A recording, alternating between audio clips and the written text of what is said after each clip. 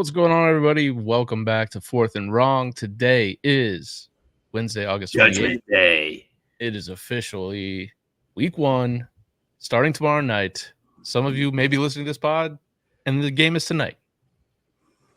Apocalypse at hand. In what way? I feel like it's at hand in a lot of ways. You know, I just love that we're allowed to talk about shit that we couldn't talk about before.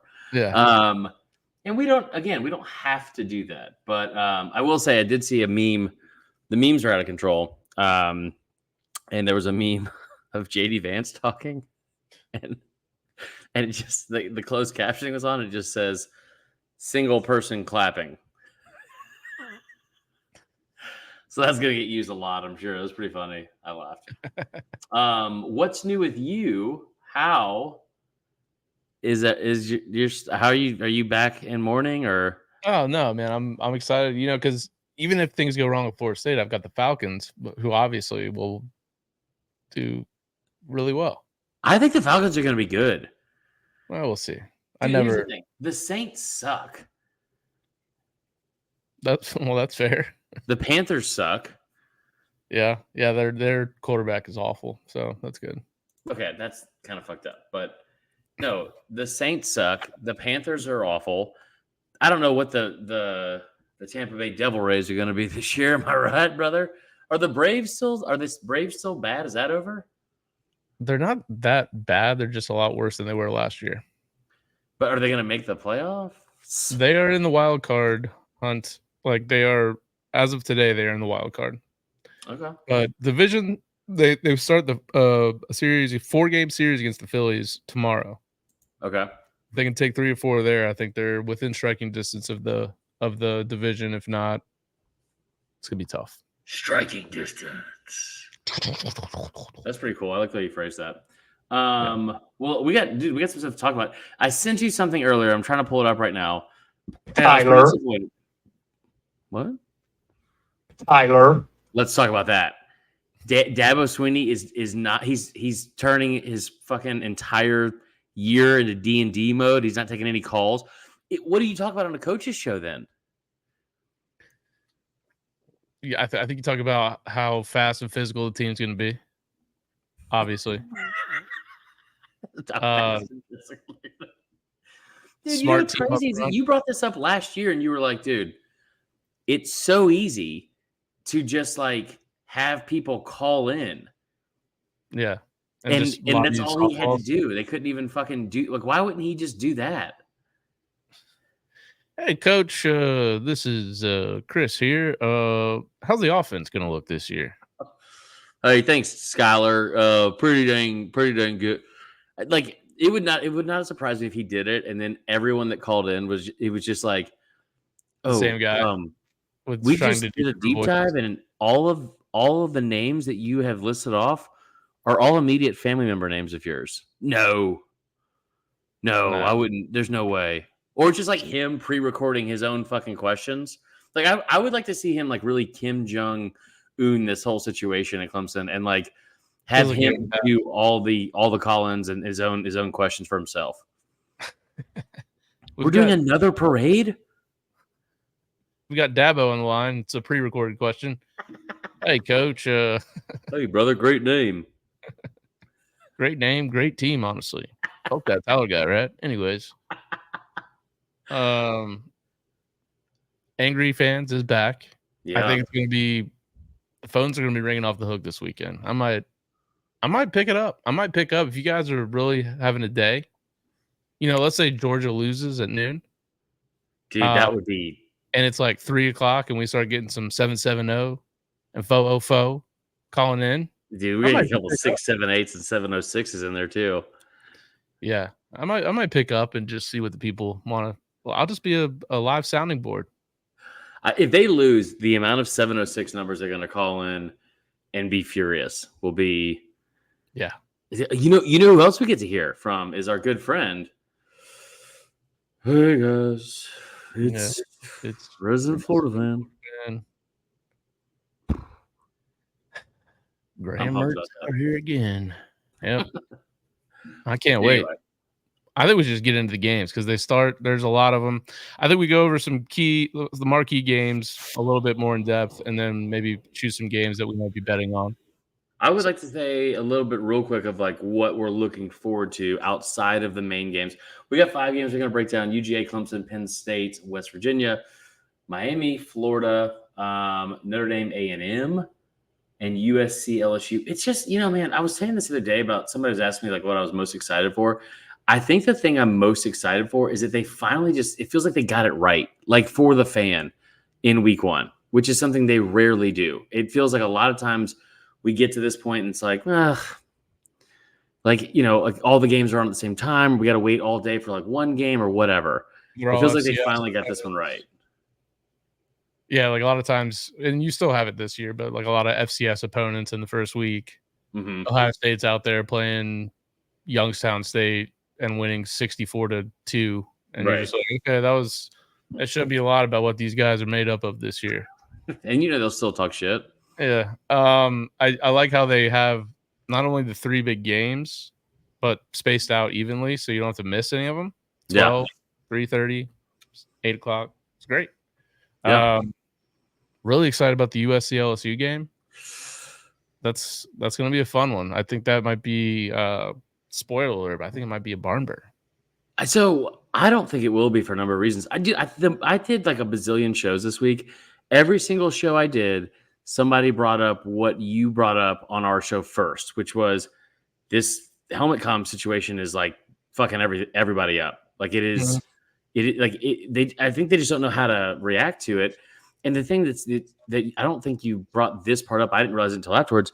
Dude, Georgia Tech and Florida State only had 7 possessions apiece. Like that's just not 14 total possessions in a game. That's almost impossible. Like that sucks. I mean, you legit, like if you want to be a top scoring offense and you get 7 possessions, you're gonna have to score on 5 of them, dude, at least. And even if you do that, you're talking about still not even averaging 40 points.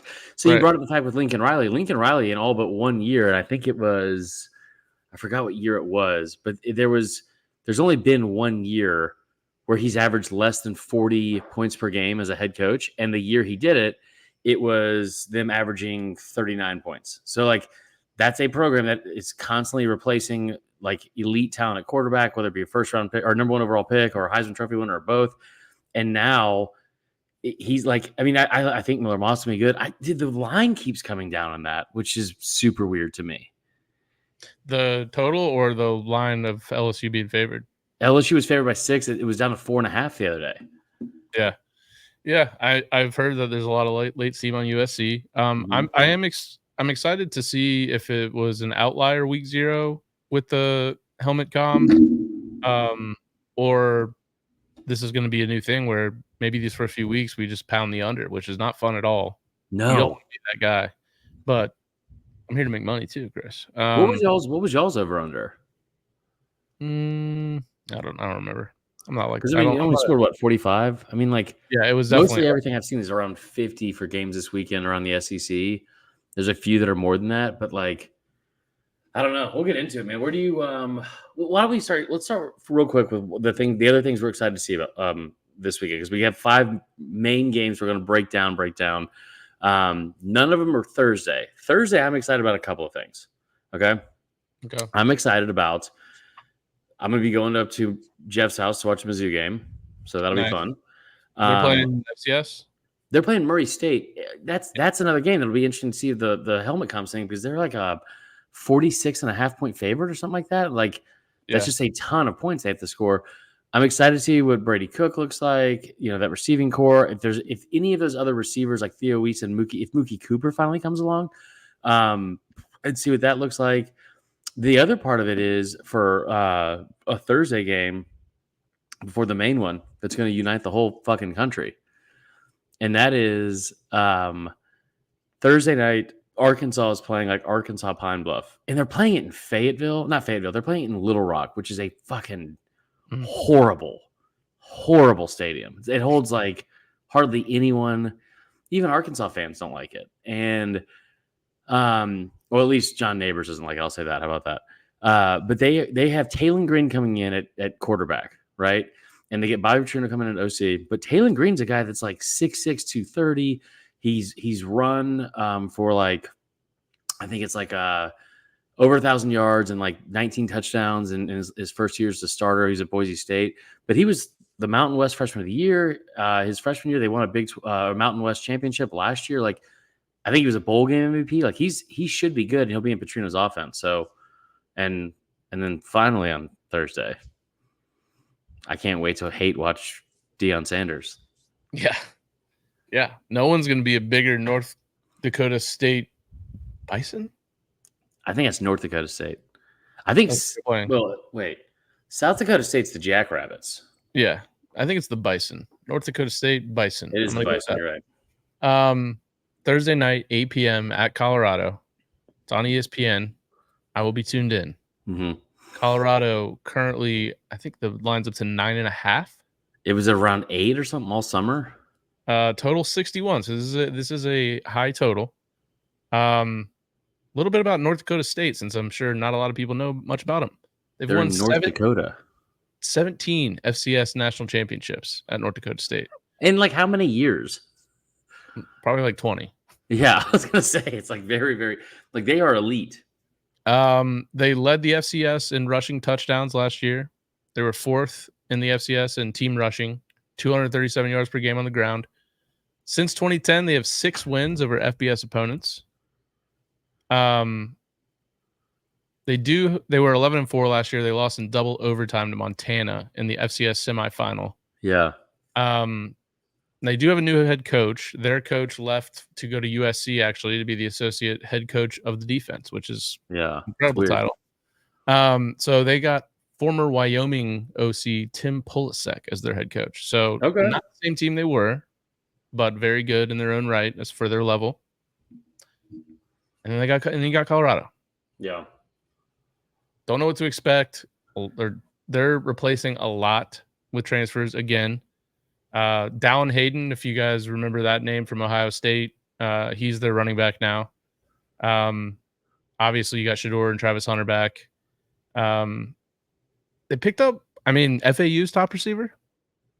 Okay. Did that do anything for you? Not really. Vandy's top receiver, Will Shepard. So he's good. Yeah. I think LeJohntay Webster from FAU is supposed to be pretty good too. So pair him with Travis Hunter, Jimmy Horn, who was I believe the second leading receiver on the team last year. They should be pretty stacked on offense. Yeah. But last year was about the offensive line would be better. Yeah, they gave up 56 sacks last year. So yeah, it'd be tough to be worse. They did bring in 3 portal O linemen. They brought in the number 1 offensive guard in the country from high school, and Jordan Seaton. Mm-hmm. They've got 100 career starts in the FBS across the line, so they should be better this year. Yeah. They beefed up on the D line. They got some guys from Pitt, Bama, LSU, Arkansas. Now, clearly, these aren't like the elite players from Bama and LSU, but still, you get SEC bodies in there on the D line. So I don't know. Maybe they're improved. What do you see in this game? Okay, so I'm just going to give you a hot take on this before we get into the actual games that matter. Hot take. We can all hate Deion. I don't really hate Deion as much as I hate Shador. But I realized this the other day when I was talking to somebody about it. I think college football is actually better when Colorado's good. I think it's strictly a nostalgia thing for me because it reminds me of the 90s. It reminds me of Colorado, Michigan in 94. It reminds me of those, Rashaan Salam. It reminds me of those Friday games after Thanksgiving against Nebraska. And like the color scheme is awesome. I love the uniforms. The setting is fucking incredible. It's awesome. All of that is great. I want Colorado to be good enough to be relevant all year. So, because I do think I think regardless of what we think about Deion, I think they are really good for college football. I think he's really good for college football. So I think they're going to win. I don't know by how much. I think it'd be hilarious if they lost. It would be, and I will be cheering for that for the most likely. But it would also be, I think, what would be best for them and like college football fans as a whole is if they won in a close game and it's like, fuck, they shouldn't have won that game and everyone gets all mad and they get Nebraska next week. because like that's because dude, the first 3 weeks non-conference games are awesome. Yeah, man. I think I'm rooting for Deion to fail as well, but college football felt its biggest at the beginning of last season when Colorado pulled off that upset against TCU. Yeah, and like that, when everyone still thought they were like legit and Shador was like going off, it was like, dude, Travis had that pick. People don't even like watch college football. Are like, oh yeah, I heard about Deion Sanders, and like it makes the sport bigger, which is always good. Dude, I remember texting you because I was out getting groceries or something weird because there was like nothing on, and you were like, "Are you watching this game?" And I was like, "No, what game?" And you were like, "Dude, go home and put on Colorado TCU right now. It's awesome." And I was like, "All right, dude, let's just get like you said, let's just get right fucking into it, and let's do our fans a favor here since we're 16 minutes in." Wait, what's your pick for that game? Colorado plus or minus 9.5. I think they're going to cover, yeah. I got Colorado 34, North Dakota State 31. Oh, okay. I like that. I hope you're right. Let's talk about a game that I don't know is going to be close. Okay. Let's go. Georgia Clemson. 12 p.m. ABC. Number 14 Clemson, number 1 Georgia. Mercedes-Benz Stadium, Atlanta, Georgia. Last I saw this morning, could have changed. UGA 13.5 point favorite. Total 48.5. That's dropped. Okay. That was around, I'm looking at it right now, it is 48.5. It was at 50.5. So that's down 2. I think it might have leaked down to like 49.5 or something like that. But still coming down. And that might be just them, correcting what we saw last week. So as we get closer to it, this feels like a situation because I have said all offseason, Georgia is going to beat the brakes off of Clemson. And I can feel myself having the conversation with myself as we're going through it of, okay, here's the thing. I think Georgia's going to beat the shit out of Clemson because they are pissed and they have a chip on their shoulder and they have so much more talent. And I think Clemson is just a shell of what they used to be. I think I compared them the other day on a show to like a Russian stacking doll of like every time you take one out, it's like a lesser version of itself. And that's what they've looked like since 2020. So Clemson comes in. I remember the game in 2021. Everyone thought that, like that was going to be a great top 5, top 10 matchup, whatever it was. Georgia couldn't score. Clemson couldn't score. So then I start talking myself into the fact that Clemson is going to have a good defense. Like they had a good defense last year. They're going to have a good defense this year. They got dudes still everywhere. That front 7, the linebacking core especially, is going to be really good. And then I think about the offense, and it's like, well, Klubnik is in like what, year 2.5 of being a starter, and he's got second year in the system with Riley. Right. I forgot he was there. Yeah. And they got Matt Luke. You talking about Matt Luke? You talking about Matt Luke, former head coach, Ole Miss football? Yeah, current offensive line coach, Clemson.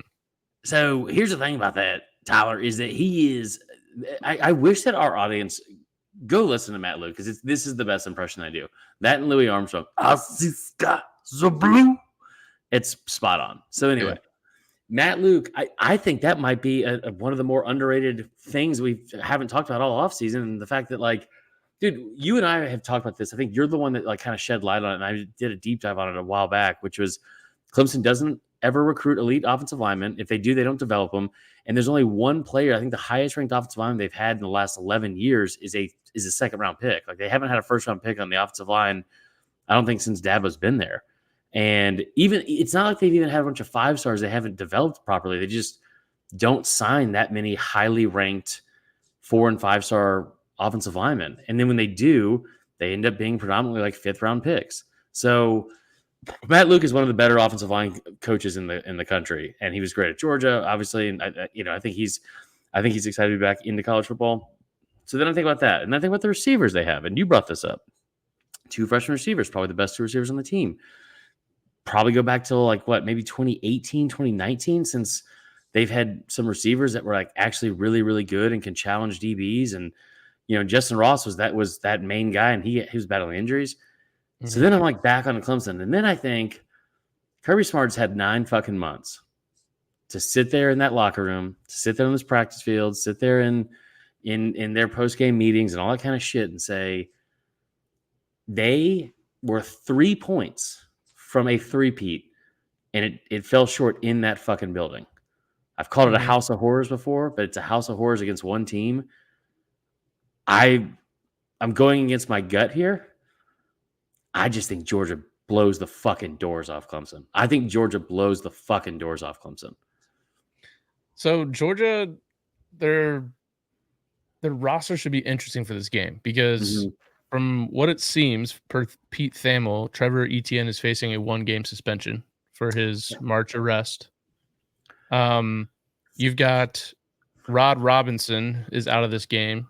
Oh, Rod Robinson. Branson Robinson, who a lot of people, he went viral last year for just being this monster of a human. He's huge. I think he tore his ACL, right? He's back last year. Yeah. So he's expected to start. Then you got Nate Frazier, who's turned a lot of heads in camp. He's a true freshman running back out of Los Angeles, I believe. Maybe he's a breakout player in this game. Yeah. I'm interested to talk about things that you're most interested to see. Georgia lost a ton, especially of the identity of that offense. Brock Bowers, Ladd McConkey over the last 2 years have been awesome for them. And it showed by them going first, second round. You lose Ra Thomas for other reasons. You lose Marcus Rosemay, Jack Saint, who I believe is still on a roster. I know he's an undrafted free agent, but I think he was the first or second leading receiver on the team last year, probably behind Bowers. So I'm interested to see how all these new pieces develop in this first game against a really good defense against Clemson. It makes me want to think under in this game. Fair. You think it might take a minute for them to get started?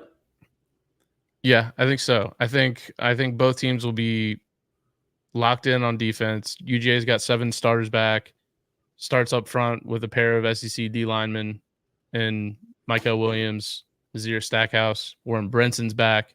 Yeah. You got Malachi Starks, obviously. The defense is loaded. Yeah. Clemson in the same boat. TJ Parker, Peter Woods, true freshman All-American last year on the D line. They lose all 4 starters from last year, but they have a ton of talent up front. Barrett Carter somehow came back. I thought he was going to be like a first-round pick. Same. I thought both of them were. Wade Woodaz, which is a great name. Oh, Woodaz. Plus 5-star who Georgia fought for, Sammy Brown, true freshman, linebacker, looked really good in camp, talented at DB.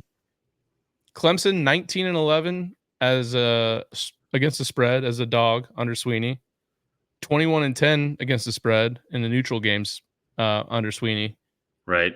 I don't know if I'm ready to trust Klubnik to make the next step against Georgia. So I don't have Clemson winning the game, but I think it could be closer than Georgia fans would like. I'm going to go Georgia 35, Clemson 24. I think it'll be a good game. Okay. Here's the thing I want to see from Georgia the most, and that is, how do you look up front? Is there more continuity in the offensive line because you lost a couple key pieces? But everyone still thinks they're probably going to have one of the best, if not the best, offensive line in the country. Here's what I was thinking about the other day. I did an article on LouisianaSports.net. Y'all should go check it out. And it was 5 breakout players this year. And I put Oscar Delp in there. And so then today I was working on something about how, because Oscar Delp was a top 100 receiver or top 100 tight end coming out of high school, top 100 recruit. Between Georgia and South Carolina, famously last year against South Carolina, or 2 years ago, whenever they were in South Carolina, I think he got a couple touches or like he was involved somehow. I remember, I feel like he's a sophomore, but maybe I'm completely wrong. He's a junior. But either way, him and then Ben Urasek, kid from Stanford that we have not talked nearly enough about. He's a big tight end.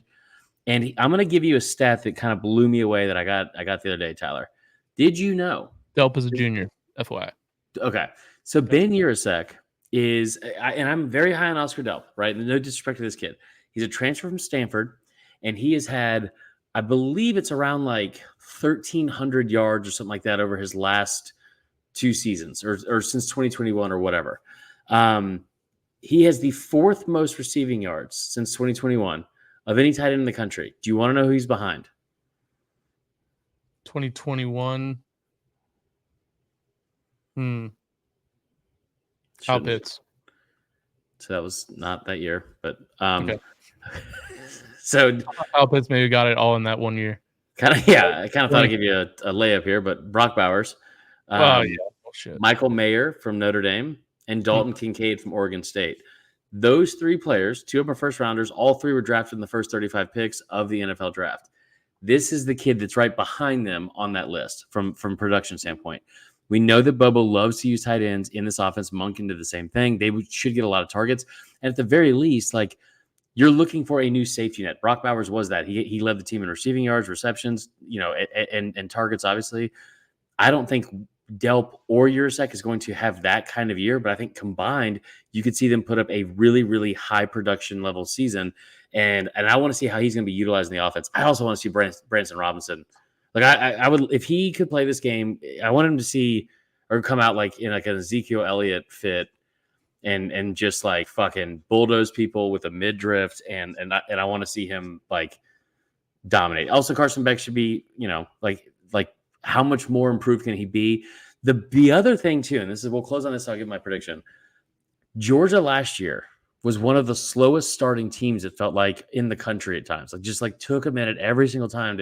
They didn't come out and get going. They didn't come out on fire and that kind of stuff. Defense was still good, but they were not very good in the first quarter games. Second quarter games, they led the country in points per game in the second quarter. So can they get off to more fast starts this season? Because that's a team, like all elite teams we talked about in the past, Florida State 2013, Bama 2011, Georgia 2021. If you can get to a double-digit lead, it's over because the defense shouldn't give up any points. I'm going to take Georgia 31, Clemson 13.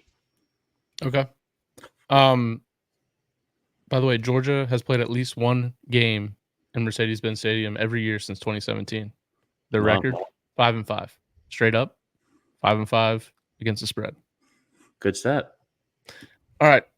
Next game. I'm excited about this one as well. It is going to be disgustingly hot down there. Oh, God. 3:30 on ABC. Number 19, Miami at Florida. Ben Hill Griffin Stadium, Gainesville. Florida currently plus 2.5, total 54. A tight all-time series. I wish they would play every year. I get that that's a gauntlet for Florida out of conference to also out of Florida State. All-time series, Miami 29, Florida 27. So it is close. Mm-hmm. They haven't played each other in Gainesville since 2008, and Miami's last time they won in Gainesville was 2002. So Brock Berlin. What was his name? Brock Berlin. Brock Berlin, yeah. Played for both teams. He's like the highest ranked recruit in the history of recruiting. Yeah. I think it's a high like 95. Humidity is probably at 1 billion. Yeah. You may get some rain in this game. I was looking at the weather because it's that time of year in Florida. What sucks, man. This is the first I'm back in Atlanta. In Florida, it was like, my God. Everyone in Florida drives like you've done something to them personally. Yeah. That's all the carpetbaggers come down there. It is that entire place. When Michael Scott called it a lawless swamp, it is the Noah's Ark of states because you see it's probably more than 2 of everything. It's like, yeah. Anyway, so this is the first of a home and home set. So Florida will go down to Miami next year. That's fine. Miami probably has the most talent it's had in years as far as the roster is concerned. Obviously, everybody knows Cam Ward is in. Damian Martinez transferred from Oregon State, 2-time first team Pac-12 at running back, 1,200 yards last year. He's a beast. He's an upgrade at running back. They brought in Sam Brown, transfer from Houston, who averaged 13 yards per catch last year, had over 800 yards receiving. Xavier Restrepo's somehow still on the team at slot. They're always going to have a good O-line under Cristobal. So offensively, they should be very good. Defense, their line should be very good there. Ruben Bain, third team ACC last year as a true freshman. They brought in Simeon Barrow. Then they didn't. Then they did from Michigan State. Oh yeah, that kid's the one that LSU wanted, and he was demanding like over $900,000. Yep, and I'm sure he got it at Miami. He probably did. Francis Malgoa, he's 82 tackles, 18 tackles for loss. He's back at linebacker. Secondary is the weakness of this team. And I like Florida to be able to expose them a little bit in the secondary. Graham Mertz, obviously, back for Florida after he went down with an injury last year. He was really good. That's a good thing. You would think when we started the season last year, maybe we take a few pot shots at Graham Mertz being the savior for Florida. He was really good last year. Like, it's a great thing that he's back. How much do they mix in Lagway this year? If even in this first game, I don't know. I love Trey Wilson at receiver. Obviously, ETN's gone, but Montrell Johnson's a really good running back. They got some beasts up on the D line. I think they're thin on both lines, but like their starters should be pretty good, especially in the first game. I think this one's going to be high scoring. Really? I do. Okay. I think those kids, even though they're all from Florida, like it's going to be so hot and so disgusting. I think defenses are going to get worn down. It's going to be a battle in the trenches. I like the over. Florida was over in 7 of their last 9 games last year. Mm-hmm. Miami went over in 8 of their 13 games last year. Cam Ward, as quarterback at Washington State, they went over in 4 of his last 6 games at QB. So I like a big score. Maybe I won't say who I'm going to pick to win yet, though. Well, you do it. Tell me. Give me your thoughts on this game, and then we'll make picks. All right, so here's the thing. I'm glad you brought Graham Mertz. I'm looking at some road numbers right now. In his first 2 years at Miami, they are 5-6 on the road, away from home. That means that as a coach since 2018 when he was at Oregon, Mario Cristobal is a very, very pedestrian 18-17 in road games. It's not a place that, I mean, like, they don't do super well, and that's like the last 2 years you're talking about playing in the ACC. Not a ton of tough environments in the ACC outside of Florida State and Clemson, right? Mm-hmm. I don't even know if they've gone to Clemson yet. But here's the thing I think about Florida. Graham Mertz, statistically speaking, is one of the best quarterbacks in the SEC. Like it's like, I put this in one of the articles I did this week when I did my quarterback rankings. Like he is like, it's like getting an oil change. It's just like, okay, what the fuck ever. Like it's like he's like, I think I said like sexy as a sweatshirt. Like he is just, there's nothing about him that is like super exciting for you. But if you look at a full body of work that he had at Florida a year ago, right, with in a year where he didn't, I feel like he had a ton of help and constantly under scrutiny, all he did was finish in the top 5 in almost every major statistical category in the SEC for quarterbacks, led the SEC in completion percentage, and then had the fewest interceptions of any starter in the conference as well. Now, his yards per attempt was like under 7, so he's got to get that up a little bit and try to get some more explosive plays. They also lose Ricky Pearsall, which is crazy to think that they get as a first-round receiver. But I think that going into this year, I think they have the roster to be better. I think you're going to see some exciting stuff with DJ Lagway in this game at some point. It's just, it really is just like about beating a stereotype for either of these teams. Like Mario Cristobal, can you get out of your own way? Billy Napier, can you prove everyone wrong?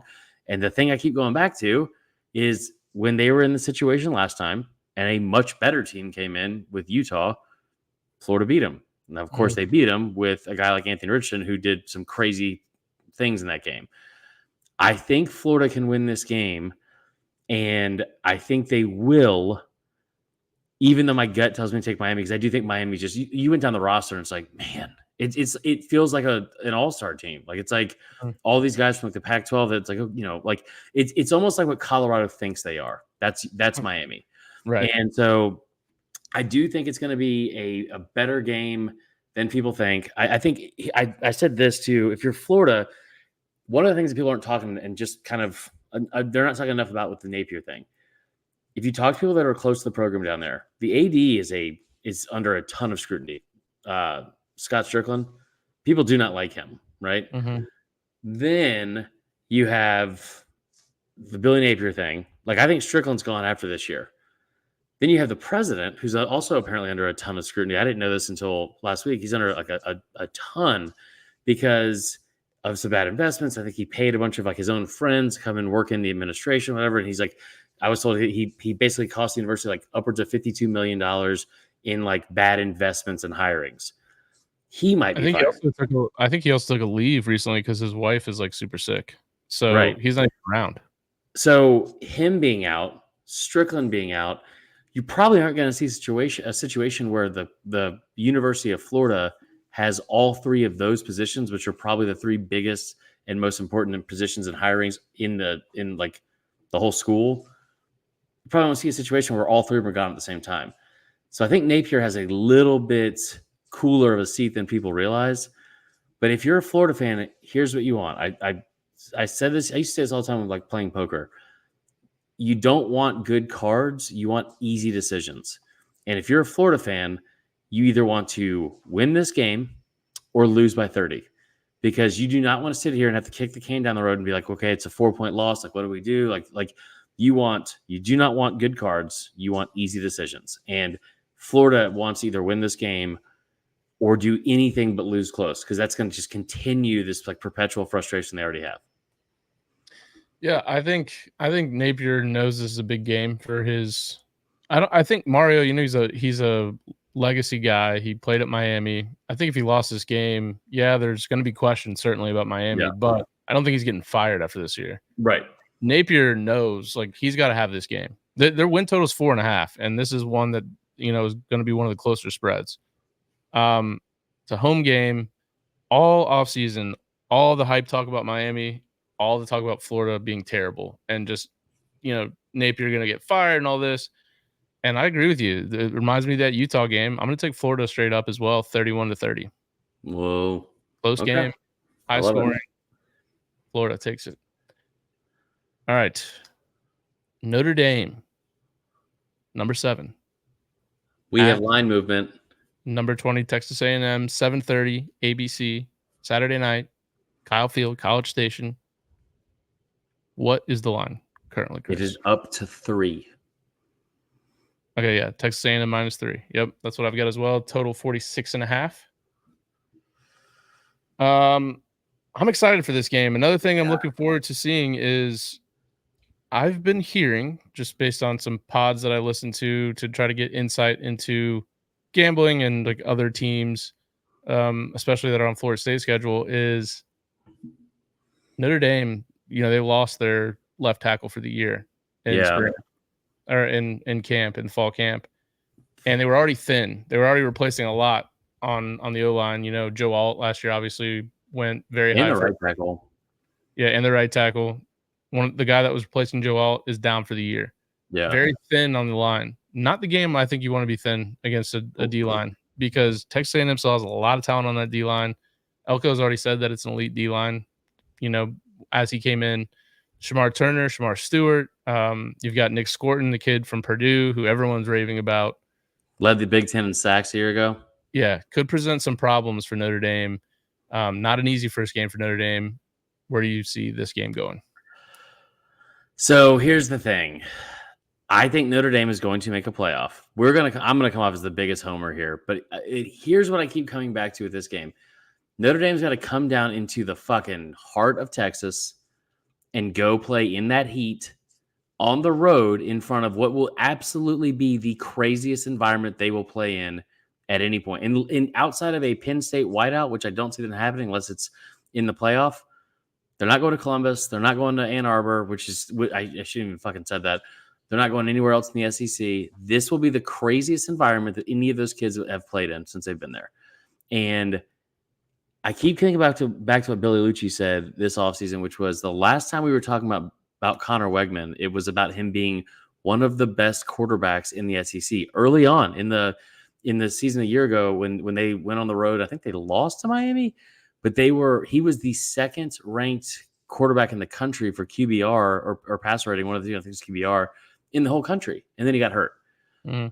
Nick Scorton led the Big Ten in sacks. He's now at Texas A&M. Shamar Turner, another defensive end. We know that Elko is a defensive coach. They are going to have, I think, possibly the best edge rush combination in the country. And guess who saw Riley Leonard every day in practice for the last 3 years? Bingo. And again, Vegas knows something, because I think one of the best points I've heard about this game specifically, all like leading up to it, is I forgot who said it, but they kept bringing it up. They're like, dude, think about how much public money is always on Notre Dame. Always. Think about how much of a joke Texas A&M has been nationally over the past couple of years. Why does the line keep going up? Why does it keep going up? Because at this point, I don't even know what amount of money it would take for it to be fucking pushed back in favor of Notre Dame. They're on the road. Marcus Freeman, we've seen him struggle at times. Chris Corey brought this up the other day. They're only 2 years removed. Like, everyone talks about how great of a job he did last year and all that kind of shit. They were close to beating Ohio State, even though they didn't. But that was a home game. Like, dude, they're 2 years removed from them losing to Marshall. And now they're going to go into Kyle Field, which I think is going to be I mean, a beast of an advantage on Saturday. I like A&M to win. I think it's going to be super low scoring. I think this is going to be the best game of the day, though, because it's going to hold our interest for the entire time. And here's the other part, too. Connor Wegman, okay, hear me out. Connor Wegman, I think, is when he's healthy, he's one of the best quarterbacks in the SEC. He's potentially going to be a first-round pick. You've seen it in some of the mock drafts. But Moose Muhammad Jr., he's a senior now. He is the most underrated receiver in the conference. I think he has a big day. I think A&M has a big day, and they pull away late. And I wouldn't be surprised if you see some sort of special teams or defensive touchdown in this game. But I think A&M wins, I will say 23-21. That means they don't cover. Shit. Yep. Whatever. That's fine. That was kind of a dumbass bet. Love Texas A&M in this game. I got Notre Dame covering. No, I got Texas A&M 27, Notre Dame 23. So short cover. Okay. Let's move to Sunday night. Let's just get this one out of the way real quick. Okay. I think this is a sneaky good game. Penn State at West Virginia. Mm-hmm. I thought these teams played a lot more than they do. They don't. We're thinking of West Virginia and Pitt. Yep. Number 8, Penn State at West Virginia. This is the big noon kickoff at 12 p.m. on Fox in Morgantown. West Virginia plus 8.5, total 51.5. There's some talk. They got Penn State got Kansas's OC. Just talk about how they're finally not going to have this conservative, boring ass offense that everyone bitches about. Drew Allar, I didn't realize 25. I told you this on the show. 2 picks. I knew you weren't fucking listening when I said it. I was like, because I remember saying it. I was like, and you didn't react at all. I think they have one of the best backfields in the country with Katron Allen and Nicholas Singleton. He goes by Nicholas. Chris. Sorry, Kurt's my business partner. Julian Fleming, wide receiver from Ohio State, transferred into Penn State. Franklin says that wide receiver room is the most improved unit on the team. Here's where I see a little bit of an issue for Penn State. Typically, they're actually great at covering spreads when they're a touchdown or more favorite. But they lost 3 O-linemen to the NFL, and they only returned 45 career starts. We've been listing all these teams that have in the hundreds of career. 45 is tough. They have a new defensive coordinator. Manny Diaz went to Duke as the head coach. Tom Allen, DC at Penn State now. That to me is like, is he good? Yeah, I feel he like doesn't look like he would be a good offensive mind. He looks like he'd be a great principal. Yeah, right. West Virginia, last year, Neil Brown started the season on the hot seat, went 9-4. Garrett Green, loved their quarterback, led the nation in big time throw percentage per PFF. They returned their top 2 running backs. They had 5 of their top 6 receivers. They lose 2 O-line, but they return 113 career starts. Expected to be a strong O-line. Good front 7 on defense. Most talent in the linebacker room they've had since Neil Brown's been there. Penn State has dominated this all-time series, 49-9-2. Yeah. But for some reason, I think in this first game, I think West Virginia's going to have a little something for Penn State, and I don't think they're going to beat them, but I think it's 31-24. I think they get the cover closely. Dude, 8 is my new 5.5. It's so annoying because it's like, why just knock it down? Don't make me tease. Yeah. Which you already know that will be what we do is we'll have some teases and stuff like that. Dude, the comeback story of the century with Neil Brown on the hot seat. And here's what I can't understand. He was on the hot seat, and I don't know why, because I'm not tuned in or tapped into West Virginia football as much as I should be. They got destroyed by Penn State early on, 38-15. Wasn't that the game where they had like 77 total yards, or was that Iowa? That was Iowa. It was Iowa. But by the way, some early chatter, West Virginia not happy about Penn State tacking on some extra scores at the end to make it look worse. A little narrative there. I like that. Oh wait, no, that's total. Yeah, they had 478 total yards. West Virginia only had 308. I'm looking at the recap right now, or the box score, or Gamecast, whatever you want to look at. Dude, Drew Allar in this game, first game as a starter, 21-29, 325 yards, 3 touchdowns. It was 14-7 at the half. They scored with 6 seconds left. I do remember this. Yep. And that's tough. So I have no concept of what's going on with West Virginia, but I look at it because it's like, well, why was their coach on the hot seat last year? They went 4-1 out of the gate. lost 2 games, and they closed the season 4-1. But he was absolutely on the hot seat. And then they ended up going 9-4. He's now got one of the better programs, and they are one of the teams that could have a top 10 to 15 team on upset alert this weekend. I was so much more confident in Penn State. This sounds weird. I was so much more confident in Penn State until I found out they made a change at offensive coordinator. Because I know nothing about Tom Allen. I do know that he does look like a high school principal or a middle school principal, in the 80s specifically. Yeah, he's the DC. Who's the OC? The guy from Kansas. Oh, that makes more sense. Okay, well, now I'm excited again. Okay, fine. I could not piece that together. Kansas's offense is fun. I mean, I don't know if Drew Alar has the same skill set as Jalen Daniels, but Jalen Daniels. Yeah. But here's the thing. Drew Alar, I said this a couple episodes ago. Maybe it's the kiss of death at this point because I was dead wrong on the DJU hype train that I got myself involved in for no reason. But Drew Alar, 27 touchdowns a year ago, 2 interceptions. He was bad in big moments. He really was. I get that. But here's the thing.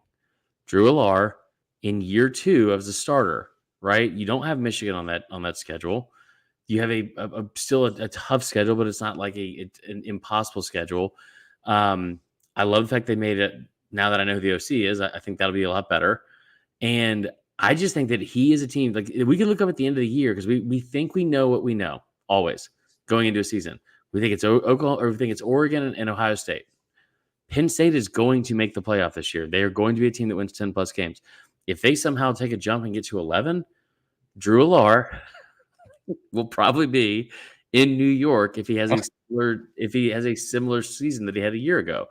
I'm pulling. I can't wait until this becomes a weekly segment of you saying, "Well, this guy I think could be a sneaky Heisman guy," and then he just tanks. That's yeah. It's just the kiss of death. Yeah.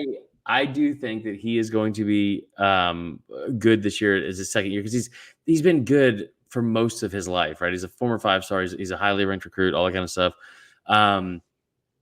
I'm going to cheer for West Virginia because I think it'd be awesome. And it's also cool that it's going to be in Morgantown. It's going to be like a shitstorm. Don't love the fact that it's a 12 noon kick. Not enough drinking is going to get involved beforehand. But I'm going to take Penn State to win. I think it's closer than they think. I'm going to say Penn State 27 to 21.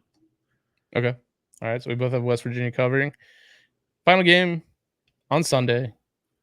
We've got number 23 USC against number 13 LSU. This is 7:30 on ABC in Allegiant Stadium in Vegas. Mm-hmm. LSU, what's the current line? 4.5? It is 4.5, yeah. Total 64. That is so high. So let's go through a little bit of LSU. LSU loses a lot. Now, I think they have probably one of the best top 3 O-lines in the country, which I think possibly could be the difference. Top 4? It's down to 4. It's down to 4. Okay. You're replacing 2 awesome receivers. You're replacing the Heisman winner at quarterback. Now, Nussmeier's been there, but LSU could be one of these teams that they don't necessarily know what they have going into this game until they're on the field. You know what I mean? Yeah. Kind of like how I felt about Florida State after watching the game. It's just it felt like they didn't really know what they had. Not a real clear game plan. That worries me a bit for LSU, but I'm not going to be scared of a USC defense until proven otherwise. Fair. So I think that LSU could score in the 30s in this game. I don't know what LSU's defense is going to be, though. And you said it last week. When are we going to – I mean, Lincoln Riley hate probably has gone too far. He still produces great numbers at quarterback. Miller Moss looked awesome in the bowl. Now, that's not really going to be translatable to an opening game against LSU, but or is it? Because they've lost 4 in a row. They've lost 4 openers in a row. That's LSU? Yeah. Yeah. So maybe it is. I don't know. But I don't think it is because these bowl games, half the teams are not playing. So maybe Miller Moss is good. Maybe he's not. I'll wait to see after this game. But Zachariah Branch, obviously, really good guy. Last year, he came onto the scene as a freshman. You do replace Marshawn Lloyd, who had transferred in from USC. East last year. By the way, I think he's going to get some serious run in Green Bay behind Josh Jacobs because A.J. Dillon just went on the reserve for the year. Oh, and Green Bay just drafted Lloyd, so could be an interesting fantasy guy. Mm-hmm. But to me, Deuce Robinson was the guy that 5-star tight end that everyone thought might go to Georgia, ended up going to USC. So tons of talent on offense for USC, and I just don't know. I'd like to hear your thoughts on LSU being a little bit more close to the program. Yeah. But I don't know. Right now, I think that I've got this game going over. I got both teams scoring in the 30s. Because of all the late money, I'm tempted to look at USC as a live dog here. It's the same thing that I keep thinking about with, and maybe I'm just blind, but like it's not as bad as the Notre Dame A&M thing, but like because the Notre Dame A&M thing is like Notre Dame is the national brand, and if you're betting on someone and everyone knows how good they're going to be, and they're going up against, it's not like they're going up against even Ole Miss or Mizzou or like Florida, like. They're going up against a team that has been a laughing stock of college football over the last couple of years because of Jimbo. Mm-hmm. And I know damn well that Mike Elko's name is not what's like shaking fear into bettors by any means, right? Like, we talked to Pate the other day, and Pate even said, he was like, dude, I don't think that everyone even knows that he's there. I think it's going to be a game that you turn it on and you're going to be like, oh shit, I forgot so-and-so's there. I forgot so-and-so's there.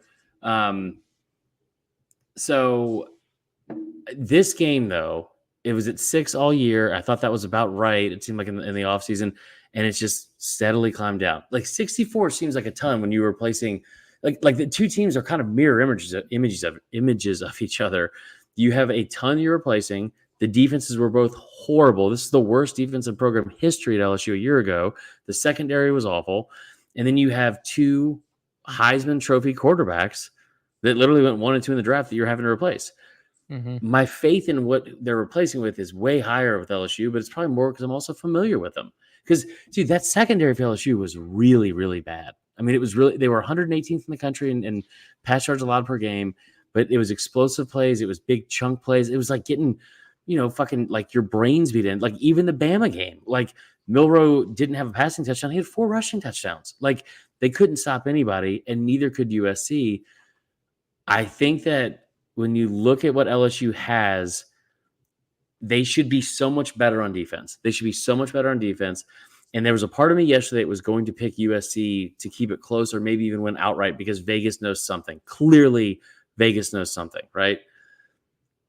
And you look at LSU, and I think they're still going to be thin or at least not that talented at defensive back. They should be improved, but not that great.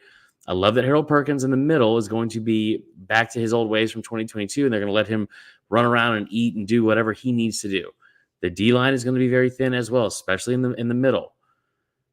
And I was very, very close to thinking like talk myself into the USC thing. And then Will Campbell had a quote yesterday, and he said it to our buddy Hunt Palmer at ESPN 104.5 or whatever, and he asked him a question about what they're going out there, what they're expecting. And he said, we're not going out there to go to Caesars. We're going out there to get into a fist fight.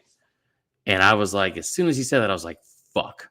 I think the thing with this game for LSU, we talk about Nussmeier, we talk about Kyron Lacey a lot. We talk about what they have with Mason Taylor at tight end. They are a little bit banged up at receiver with Chris Hilton. But they got a kid that came in from Liberty who averaged, like, I think he had over 1,000 yards and 10 touchdowns, but he also had 19.4 yards per catch as well. I think they run the football. I think they run the football behind, what's his name? Summer 28. And I should know this, and I don't because it's been a long day of travel. That kid is going to fucking hurt somebody. Like, he is a bruiser of a back. Caleb Jackson. He almost murdered someone on the field last year in the Mississippi State game. So I think he is going to be very, very good. And I think one of your breakout players, Kyron Lacey. Kyron Lacey was one of my breakout players. I appreciate you saying that as well. And I do think the kid, he was one of my transfer portal players that we came out with today. The kid from Liberty, I can't remember his name again because it's just been a long day. But I mean, like chunk plays. But Moscona brought this up yesterday, and I think it's a really good point. I think they're going to try to run the football more than throw the football. Like Nussmeier should be a good quarterback, but you have 2 projected first-round picks at tackle. And one of them is the best offensive lineman in the country in Will Campbell. He's also the heart and soul of that team. And it's the reason why he was gifted number 7 last year, but he didn't wear it because he's an offensive lineman. I think they're going to pound the fucking ball. And the moment that kid said, we're not going out there to go to Caesars, we're going out there to pick or to get into a fist fight, fuck. Like, that is awesome. That is awesome. Great and, quote. We'll see if they live up to it, but I think that they are going to try and bully USC into submission. So I will take the under, but I will take them covering. And I think LSU wins that game. I'll say 31-20 to 20. I would be happy as an LSU fan if my defense only gave up 20 against USC, because I think they got a lot of. You're right, they are replacing a lot, but I think they have a lot of talent as well. Let me say 34-23. 34-23? Yeah. All right, 34-23. LSU. I didn't know about the teeth thing, the fist fight thing. Isn't that pretty sick? Yeah. Pretty good graphic. Any other games you're keeping an eye on or interested to bet in or anything like that? Or are you going to put your picks out on socials? I might have to take a week off from that after last week. That was tough. 2-6 in Big Picks Energy a week ago. I will probably put them out at some point. I'm excited to see Bama. Obviously, as a Bama guy, I'm excited to see DeBoer, what they're going to look like in their first game. I'm excited to see the defense, too, because here's one thing, too. Western Kentucky is a team that throws the ball nonstop, and they've had one of the top passing offenses, 15-10 passing offenses in the country. Bailey Zappi was up there right behind Joe Burrow in 2019. Like, they throw the ball over the field. Also, another thing that I do love, because so you're going to get a test early in that secondary.